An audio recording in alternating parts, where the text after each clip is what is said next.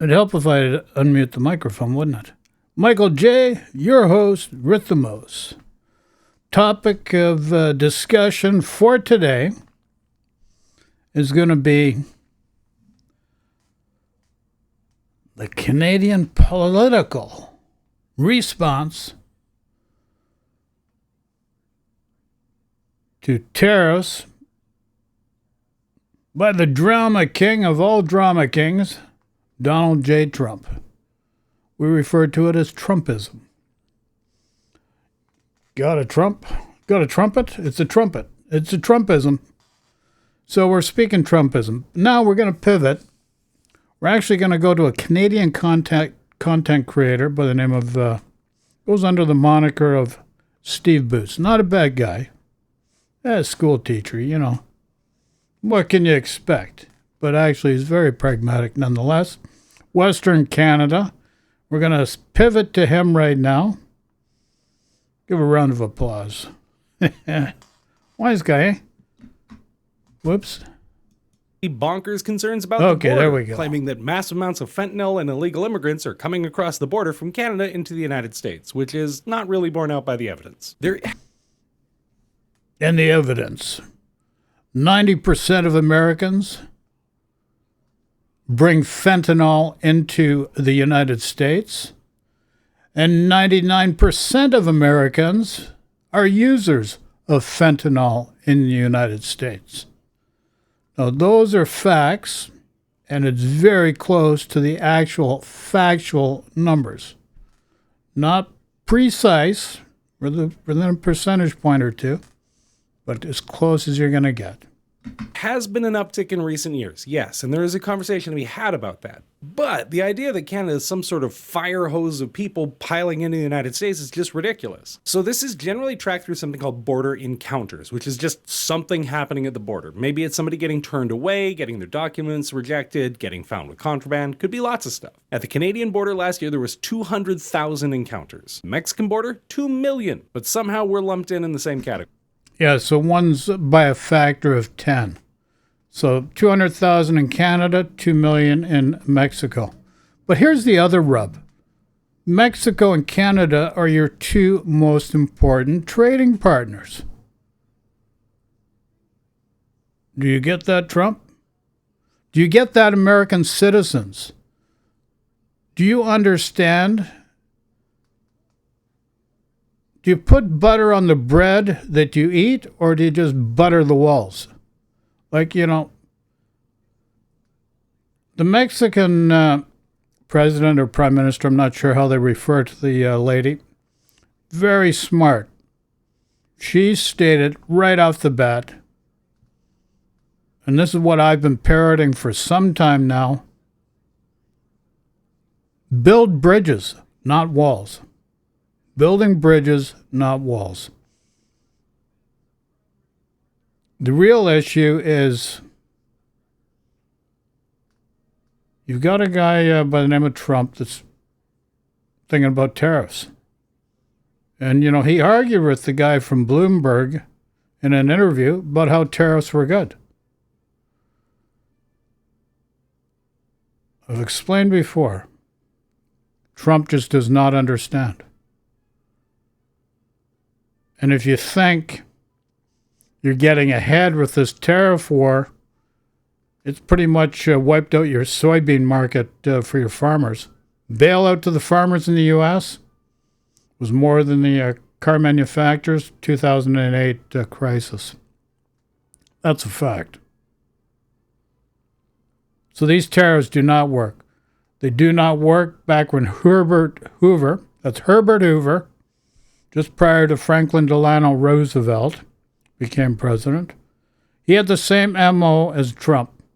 Tariffs, build walls, immigration, exact same thing. It was a disaster for your country then, and it's a disaster for it now. You just don't get it. On with the show, we must go. Out of the total share of incidents on U.S. borders, 1% happen on the Canadian border. This is largely a nonsense concern. It's just made up. Just a reason to be mad at Canada. But a bunch of premiers are buying into it. We'll get there. So the politician responds... Don't you love it? We're buying into it. You got that right. So the drama king of North America, Trump, has lit a fire under the drama queens in Canada. Like, I've never seen anything like it. Like, this is better than watching TV. It's real. That's the scary part. It's real. And here's the thing. This TV, we'll let that go. Responses to this have largely broken into three categories. One is the Liberal government approach, the Team Canada approach. And holy smokes, do they like the Team Canada approach. Just listen to them talk about it. A Team Canada approach. Of a Team Canada perspective. We need a Team Canada approach. We must all be Team Canada. Of a Team Canada type of approach. Playing as part of Team Canada, playing for Team Canada, by playing as a united Team Canada. That's a lot of Team Canada. For one team, that's big. Who's on left? Who's on right? Who's playing center? Who's on defense? Who's sitting on the bench waiting to take their turn? More Team Canada coming your way. Team Canada approach in a Team Canada approach. That is all just from yesterday. Boy, they want you to know that they are focused on Team Canada. And what they're doing here is essentially a conciliatory approach. They think that they can talk their way out of this. They'll book meetings. They're going to say, we're going to work with our trade partners. They've convened a meeting of the premiers, which is going to help get everybody on side. Like, they're taking a pretty reasonable approach here. This is likely bluster. And so the Canadian government... You hear that? Actually, the governing party of Canada has taken a fairly reasonable approach to it, which is good because you got to wait and see what Jagmeet Singh, how he reacts. And of course, Donald Trump II, a.k.a. Pierre Poilievre, you got to see his reaction also. I'm still shaking my head over this one. Government is trying to just withstand that and working to bring together a united front against a common threat. Because this is a threat to everybody. It doesn't matter your political stripes. A 25% tariff on all imported goods to the United States would be devastating to Canada's economy. There's really no way around it. And so a number of premiers have joined in with this more conciliatory approach. Yeah, but here's the deal. Not only does it not help Canada, it doesn't help the United States of America. Everybody's been sold a false bill of goods. They don't realize tariffs are inflationary. Tariffs cause pain and suffering for the people that think they're benefiting by the tariffs and for the people they're trying to penalize for the tariffs. Nobody benefits. It's been proven throughout history.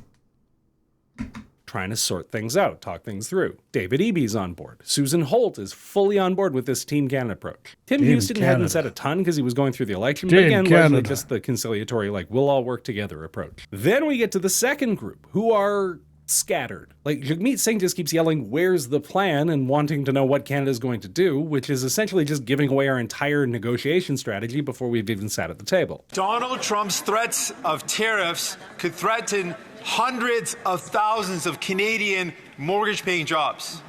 The only thing a bully responds to is strength. So where is our plan to fight back? Where is the war room? Where is a concrete plan to bring our issue before CUSMA? Why isn't the Prime Minister fighting like... Is there a theme here? There's a theme that keeps popping up. It's been going on for a number of years. Fight, fight, fight. Now,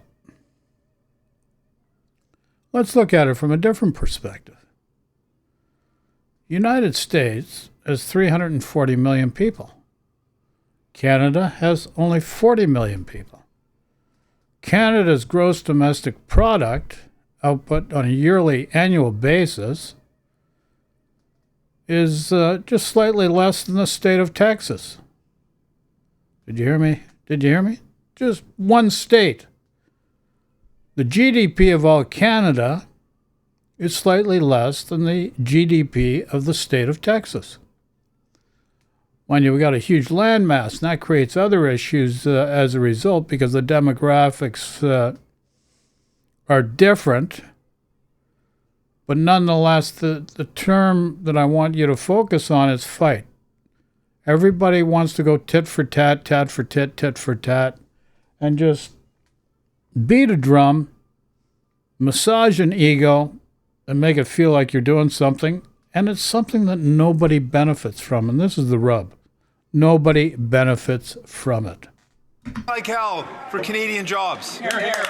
Like, does he think that that's good strategic planning? Like, Justin Trudeau has announced a premier's meeting, and he's spoken with President Trump. Like, what else do you want him to do? Really specifically, Jagmeet Singh, tell us. What would your plan be? You're sitting in the big chair? What would you do? Because right now all you're doing is poking holes in the boat. Like, put on your PM shoes for a second. What would you say? Saskatchewan Premier Scott Moe has said he'll work with the Prime Minister, which is a rare thing for him to say, but he's also basically said give Trump whatever he wants. So like Team Canada, but also just give him what he wants. Yeah, why not just bow to Donald Trump's first whim? I'm sure that'll play out great. Like, he's encouraging Trudeau to pump money into border security, which again is more money that just goes wasteful. You know, here's the deal. And this is what you got to understand right off the bat. The G7, you know, the G7, we talk about the G7, you know, Europe, Canada, France, you know, France is part of Europe, Canada, US, Mexico, makes up about 30% of the purchasing power of the globe.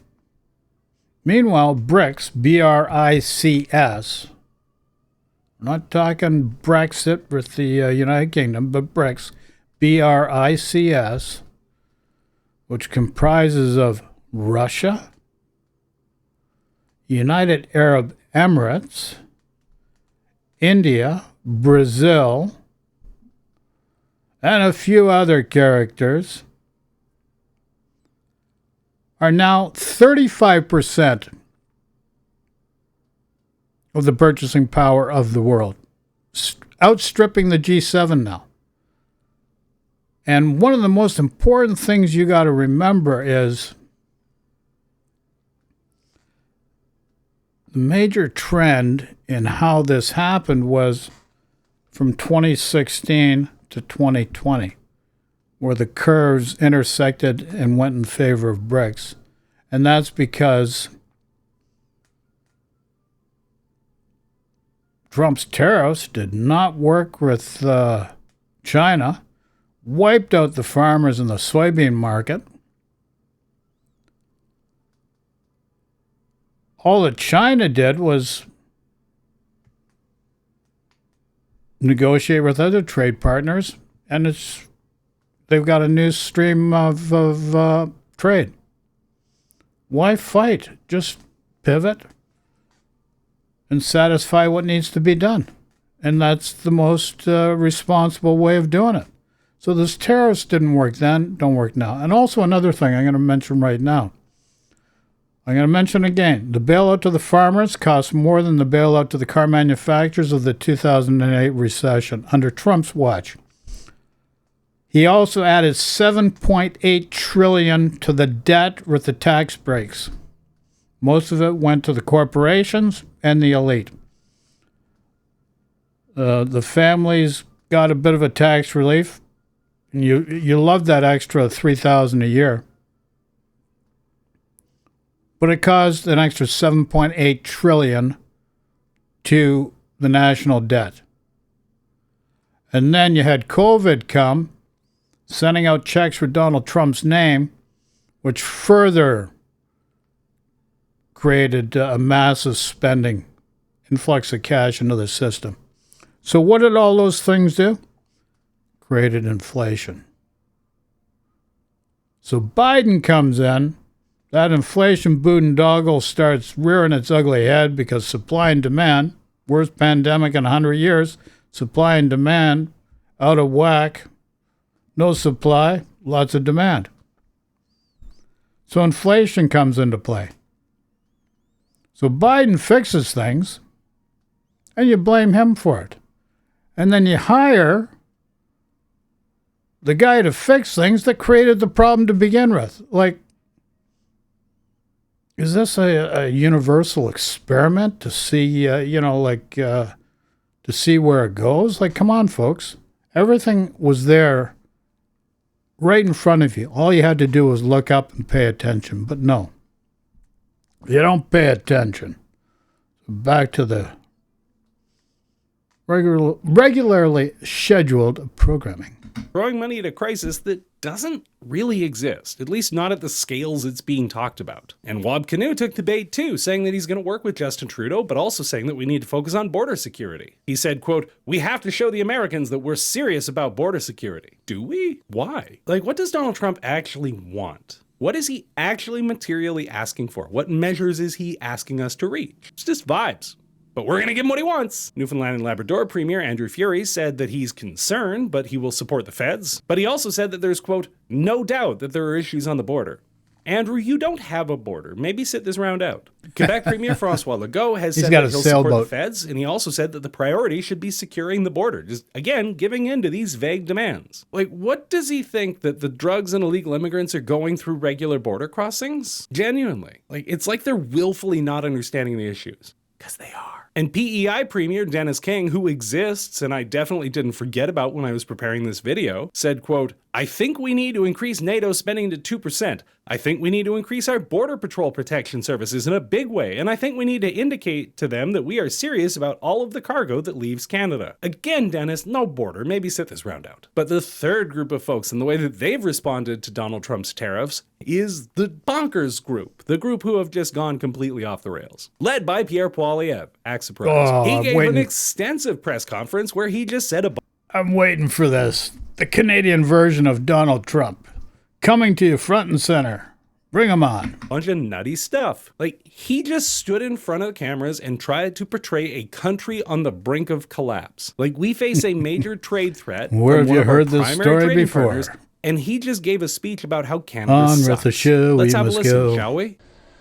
President Trump yesterday made an unjustified threat of a 25% tariff on our already weak and shrinking economy. Justin Trudeau and Chrystia Freeland were surprised, amazingly. Everyone else knew something like this could be coming because President Trump had been He's dressed for a funeral. Oh, sorry, that's only a dark blue suit, sorry. But you think this was a funeral. talking about it for years on the campaign trail.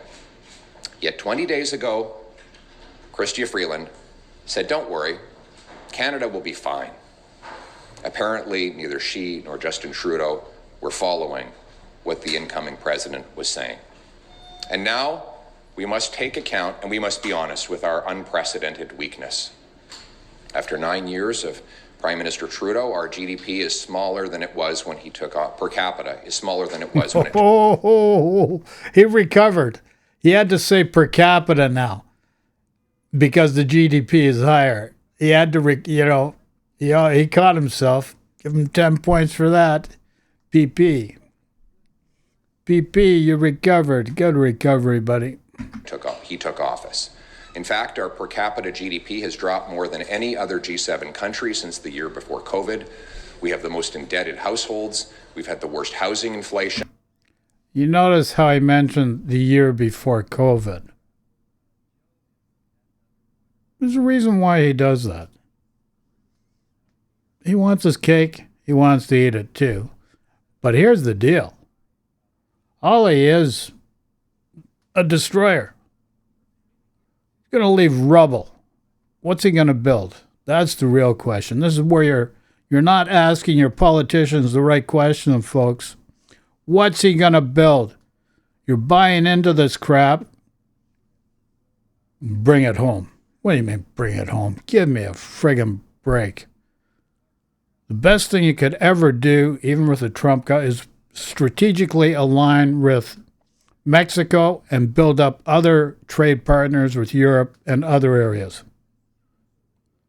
Don't listen to this Doug Ford, who thinks Ontarians are better than Mexicans, which is a real farce.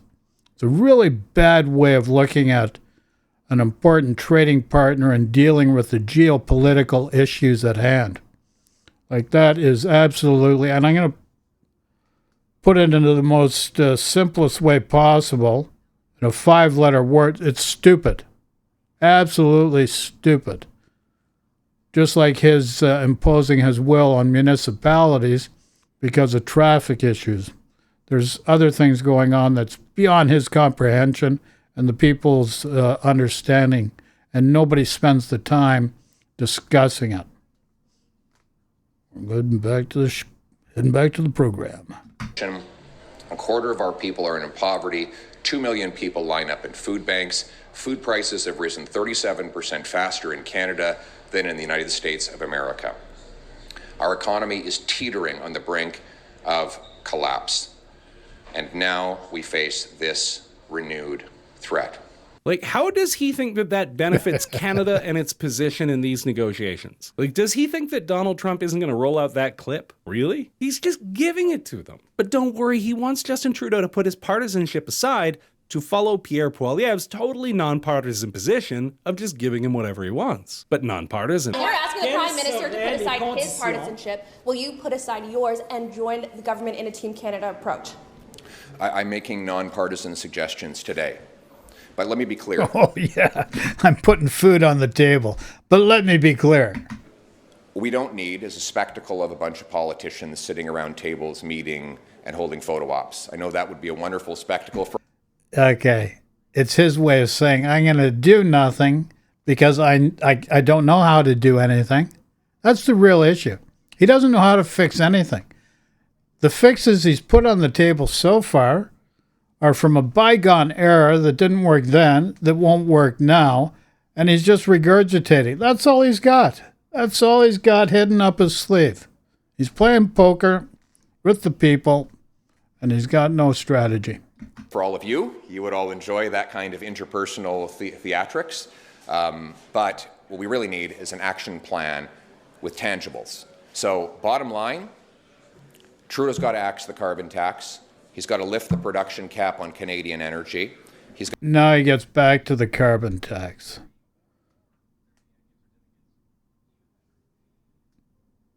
So here we are again. Raping our future. I can't put it to you more succinctly. Raping our future. Raping Mother Earth in order to get ahead. Is that all you got? This planet has got more than enough for everybody. We have forgotten how to take care of the planet in order for ourselves to prosper and not find a harmonious balance that works for both. It's as simple as that. We've got to rebuild our military and secure our borders. That is a real plan to protect our economy and our security and put Canada first, and that's more important than photo ops and meetings between politicians. And then he rambled for a long time giving this weird Canada First speech. Just have a listen. We need a plan to put Canada first on the economy and on security. Justin Trudeau must put partisanship aside, not just for the sake of Team Canada, but for the sake of our people, and fully reverse his liberalization of drugs. Ban them, prosecute those who traffic in them, secure our borders against the illegal importation of fentanyl ingredients, put people in treatment and recovery to bring our... Oh, Don. Put people in treatment and recovery? Provincial Conservatives, like Doug Ford, are eliminating that. So, you're hypocritical.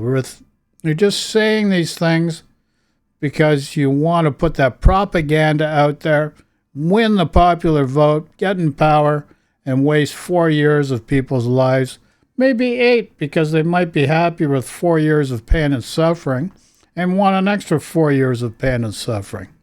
Just saying. Our loved ones home. drug-free. We've already had enough That is because of necessary circumstantial now factors more beyond than your ever. control. And that COVID-19 had a lot to do with it. President Trump has the right to put his workers and his nation's security first. But here's the rub. If the U.S. is putting workers and their security first, you're putting your security and your workers first.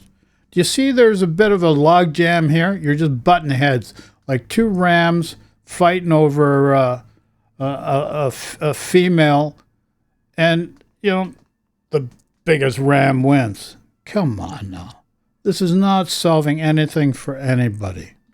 I will put Canada's workers and Canada's security You are not the solution, first. sir. We need a prime minister with the strength and the smarts, the brains and the backbone to stand up for this country, to rebuild our security, our military, and our economy. That is what I will do. But again, he didn't really say anything. What? No, he didn't say anything, and he can't do it. It's a mistake to think that he can do it because he can't. He's just bluster.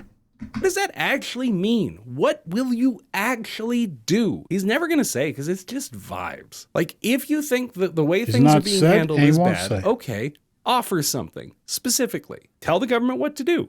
Lay it out. That's your job. Not just whining and not demanding that we give in to strongmen. But if you think that's nuts, we are just getting started, because Danielle Smith has entered the chat and Holy tweeted crap. this, saying, quote, "The incoming U.S. at real Donald Trump administration has valid concerns related to illegal activities at our shared border.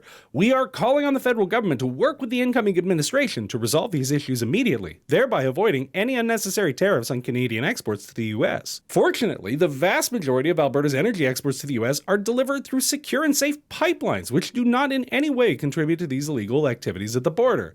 As the largest exporter of oil and gas to the U.S., we should look forward to working with the new administration to strengthen energy security for both the U.S. and Canada." So she's really just angling for pipelines to be exempted here, and they're not. But we should just give Donald Trump everything he wants for oil discounts. I'm sure that'll go fine. And if you think that's bad, just wait till you hear what Doug Ford had to say. You remember when Doug Ford shared his unwavering support for Donald Trump? Just have a listen. Are you still a supporter of Donald Trump? Absolutely. I wouldn't waver.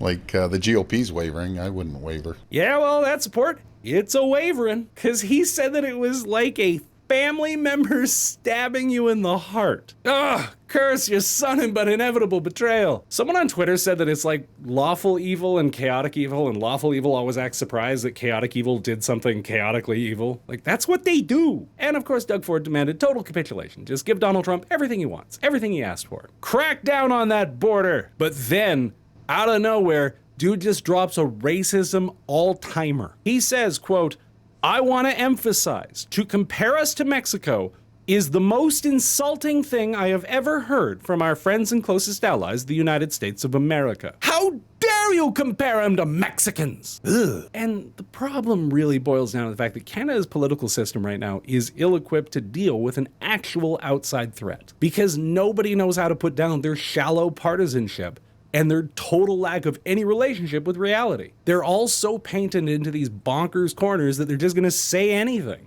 And Canadians are the ones who are gonna pay the price. Like, when you see the variety of responses from Canadian leaders, are you filled with confidence? Like, frankly, Canadian leaders, get it together. We have a real problem that we need your leadership to deal with. That doesn't mean instant capitulation, and it doesn't mean instantly poking holes in the boat. It means working together for common interests. You know, your jobs. Maybe figure it out. It's about damn time. Yeah, well said, Mr. Steve Boots. Yeah. No, he's right. I agree totally. That's why we put him up there front and center, because people need to understand that. And, you know, it's very interesting because there's the same issue down in the United States. And that's what people don't get. And we've got this one guy.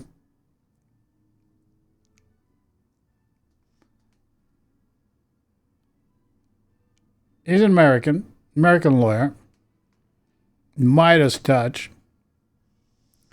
which I call it the mega touch. The mega touch? Yeah, the mega touch. Not the Midas touch, the mega touch. Okay, so we're going to move on to our next. But from an American side of things, American perspective, so you can see for yourself. Fasten your seatbelts, folks.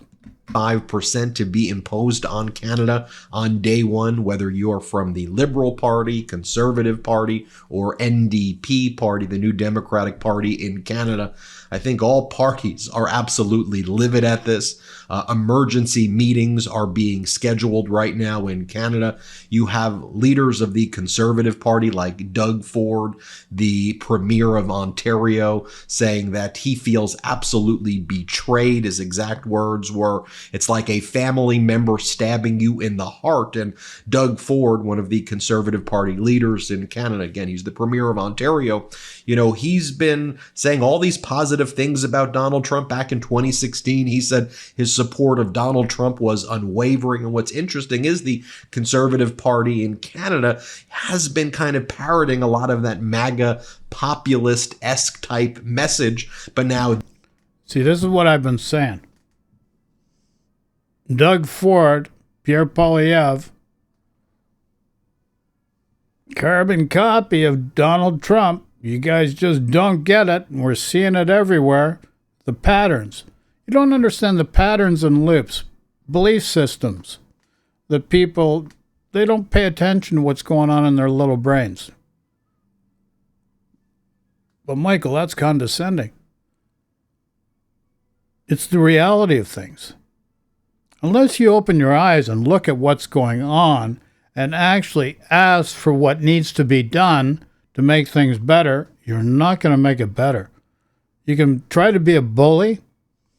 You can try to friggin' beat things with a club, just like seal clubbing, which has been outlawed. Like, it's just dumb. Doesn't make any sense. There's actually some very simple fixes to the problems that can be done relatively quickly, but people don't understand that. The collective of the electorate doesn't understand that. The municipal government, they don't understand that. The provincial and state governments don't understand that. The federal politicians in Canada and the U.S. do not understand that. Instead, they're caught up in the game of fighting against one another so that one can be on top of the other. Instead of coming together and building bridges and solutions that benefits the people that they are chosen to serve, instead they just want to beat things into rubble and just do this seesaw back and forth. Who is superior? Come on now. Roe versus Wade. Great birthing centers. Inflation. Great levers of finance that make the pain not painful. It can be done. You just have to have the will to do it. It's as simple as that. They feel absolutely betrayed. But let me just show you the overall pissed off reaction by Canadians across the board, feeling betrayed by their neighbors right now. But specifically, it's also the language that Donald Trump used. And we saw that with Mexico correct. As well, with Claudia Sheinbaum's response to Donald Trump, the president of Mexico. I mean, Trump saying that our neighbors are drug dealers and they're the ones bringing fentanyl in, when in fact about 88% of the fentanyl that comes into the United States are coming from Americans. In addition, Americans represent about 99.9% of the consumers of synthetic drugs. So take a look right here. This is an exchange. Yes. So this is an American lawyer explaining exactly what I've parroted already. Almost 90% of the drug trade coming into the U.S. is from Americans, by Americans, to Americans. 99% of the clientele for this drug trade coming in is Americans. Yesterday between Jagmeet Singh, the leader of the New Democratic Party, and the Prime Minister of Canada, Justin Trudeau. Let's play this clip right here. Donald Trump's threats of tariffs could threaten hundreds of thousands of Canadian mortgage-paying jobs. The only thing a bully responds to is strength. So where is our plan to fight back? Where is the war room? Where is a concrete plan to bring our issue before CUSMA? Why isn't the Prime Minister fighting like hell for Canadian jobs? Mr. Speaker, rather than panicking, we're engaging in constructive ways to protect Canadian jobs like we have before. I don't think the idea of going to war with the United States is what anyone wants. What we will. Now, here is the Deputy Prime Minister, Chrystia Freeland of Canada, saying, "Let me be clear, we will impose retaliatory tariffs against the United States if they go and do this to us here in Canada." Take a listen to this. Let's play the clip. Let me be clear. In imposing these tariffs, the United States has taken the absurd decision to harm its own people at a time when its economy is suffering the deepest crisis since the Great Depression. Any American who buys a can of beer or of soda, or a car or a bike, will suffer. In fact, the very washing machines manufactured at the Whirlpool plant, where the president made his announcement yesterday, will become more expensive for Americans and less competitive with machines produced elsewhere in the world as a result of these tariffs. Now, here is the response from the Premier of Ontario, Doug Ford. And Dougie Ford, Bucks. this Dougie statement, Bucks. too, is just kind of tinged with some things that are just, in my view, also inappropriate. But Doug Ford goes, "How dare they compare us to Mexicans? We're not Mexicans here in Canada." I feel. And he's right. This is a real issue. This guy, Doug Ford, Premier of Ontario, which really is the highest, it's the engine that is behind the gross domestic product of Canada more than anything, is Ontario. And here's this guy threatening the Mexicans, saying the Mexicans are less people. The thing is, I've already explained, between Mexico, Canada, and the United States, we're 30% of the GDP of the world, purchasing power of the world. BRICS, which has been formed, started Russia doing it, getting together with China, getting together with India, Brazil, United Arab Emirates. They're trying to bring the Saudis. The Saudis want to come in also. Iran is in there. Can you believe it? Iran is in there with Russia. So, the bigger picture, you're not looking at the bigger picture, folks. And BRICS is 35%, already outpacing the G7. So you're going to waste more time putting tariffs, fighting, giving away more trade so that putting yourself at a disadvantage. Thing is, you need to build bridges, working together in a harmonious way instead of this bullying causing pain and suffering. There's no need for it. Feel betrayed. Listen to what the Conservative leader, the Premier of Ontario, has to say. Here, play this clip. What I found unfair about the comments is to compare us to Mexico. And I can tell you, Canada is no Mexico. We do approximately, just Ontario alone, $500 billion of two-way trade. I found his comments unfair. I found them insulting. It's like a family member stabbing you right in the heart. And just a reminder here, this is Doug Ford back in 2016 saying that his support for Donald Trump would be unwavering. Let's play this clip. Are you still a supporter of Donald Trump? Absolutely. I wouldn't waver. I'm not going to go any more into this. We've already put it forward. You can see for yourself. Make your own decisions. Up to you. But we've got this around the world. Everybody wants to build walls instead of create bridges. So this is the way the world was originally designed. The country with the biggest club would beat into submission the next country, in order to be in power, to have an advantage so that their people can benefit. I'm going to give you another example. The Third Reich during the 30s started with the brown shirts uprising. Then they changed the Constitution so that a guy could be in power by the name of Adolf. And this guy Adolf had two issues. First of all, he didn't like the way his country was treated because of the financial impositions forced on his country from the First World War. And secondly, he didn't understand trade deficits. Are you seeing a pattern here? Trade deficits. We're creating these deficits. No, it's not in the way you think. But because he doesn't understand how everybody works together and how things work and balance out, he wants to eliminate trade deficits. So, a guy like Herbert Hoover, back in before Franklin Delano Roosevelt, did the same thing. Tariffs,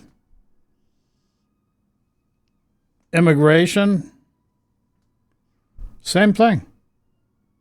Many have done it thereafter. It's not worked. It's not worked. And it's been a lever of the Republicans for a long time. And I think a guy like David Frum, who used to work under the George W. Bush administration, father was Murray Frum, a developer. He's starting to come around and finally understanding in, what is it now, December 2024, that the way to go is actually trade and working together. That's the key element, working together.